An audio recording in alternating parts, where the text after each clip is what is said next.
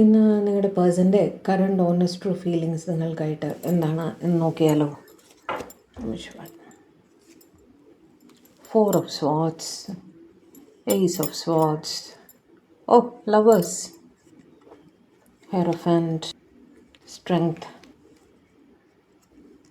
Hermit, Knight of Cups. 4 of Swords വെച്ചിട്ട് stressful സിറ്റുവേഷനിൽ കൂടെ അവർ കടന്നു പോയിക്കൊണ്ടിരിക്കുകയാണെന്ന് കാണുന്നുണ്ട്. എന്ത് തന്നെയായാലും അവർക്ക് ഒരു റിയലൈസേഷൻ കിട്ടിയിട്ടുണ്ട്. അവർക്ക് നിങ്ങളോട് എത്രത്തോളം സ്നേഹമുണ്ട്, നിങ്ങൾ അവരുടെ ഒരു പാസ്റ്റ് ലൈഫ് കണക്ഷനാണ് എന്നൊക്കെയുള്ള തീവ്രമായ ഫീലിംഗ് അവർക്ക് കിട്ടിയിട്ടുണ്ട് കേട്ടോ. ഒന്നുകിൽ നിങ്ങളുടെ പേഴ്സൺ മാരീഡാണ്, അല്ലെങ്കിൽ കമ്മിറ്റഡ് ആണ്, അതും അല്ലെങ്കിൽ caste, culture, religion, social status മുതലായ കാര്യങ്ങളെല്ലാം അവർക്ക് തടസ്സമായിട്ട് നിങ്ങളുടെ റിലേഷൻഷിപ്പിൽ ഫീൽ ചെയ്യുന്നുണ്ട് കേട്ടോ. എന്ത് തന്നെ ആയാലും സമയമെടുത്ത് ഈ പ്രശ്നങ്ങളെല്ലാം പരിഹരിച്ചുകൊണ്ട് തന്നെ നിങ്ങളെ സ്നേഹിക്കണം എന്ന് തന്നെയാണ് അവരുടെ ചിന്ത.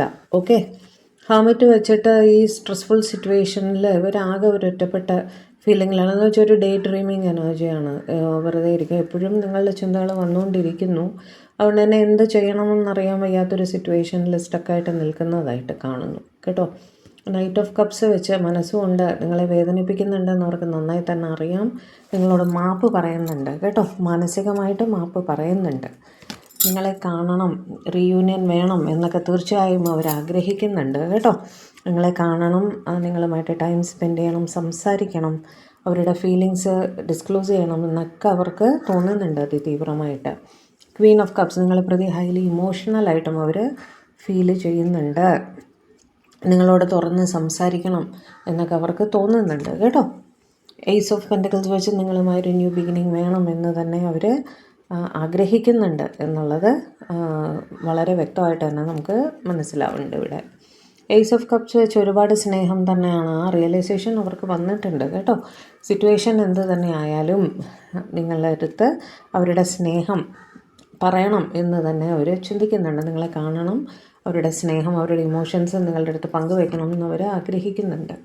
ടെമ്പറൻസ് വെച്ച് നിങ്ങളുടെ റിലേഷൻഷിപ്പ് ഒരു പ്രോപ്പർ ബാലൻസിൽ എത്തിക്കണം, സമാധാനപരമായിട്ട് നിങ്ങളുടെ റിലേഷൻഷിപ്പ് മുന്നോട്ട് കൊണ്ടുപോകണം എന്നവർ ആഗ്രഹിക്കുന്നുണ്ട്.